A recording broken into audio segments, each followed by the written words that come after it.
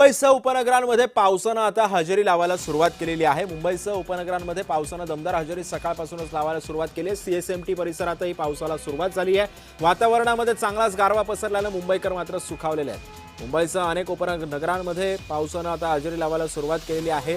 कालच आपण बघितलं असेल तर येत्या 48 तासांमध्ये महाराष्ट्रामध्ये मान्सून सक्रिय झाल्याचं पाहायला मिळतंय। मुंबईसह उपनगरांमध्ये पावसानं हजेरी लावायला सुरुवात केली आहे।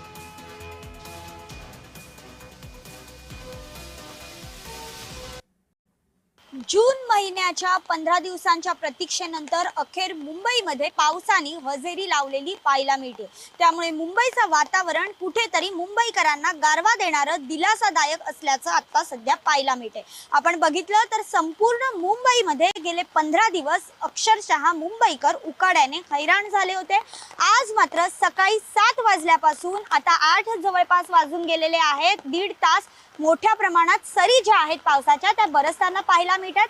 पुढील 48 तासामध्ये मोसमी पाऊस मुंबईत देखील सक्रिय होईल अशी शक्यता हवामान खात्याने वर्तवलेली होती। त्यानुसार जर आपण बघितलं तर मागच्या आठवड्यात कोकणातील हरणे या गावामध्ये जे मोसमी वारे आहेत ते स्थिर झालेले होते।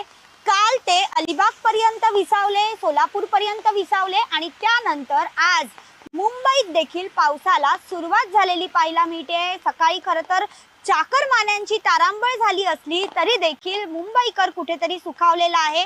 खरं तर पाणी टंचाईचं संकट तीव्र होतंय, अल्निनोचं संकट देखील घोंगावतंय आणि अशाच परिस्थितीत पडलेला हा पाऊस म्हणजे दिलासादायकच म्हणावा लागेल।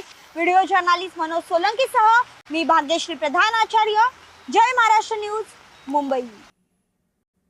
बातमी नाशिकमधून आहे। नाशिकच्या चांदवडला सुद्धा मुसळधार पावसानं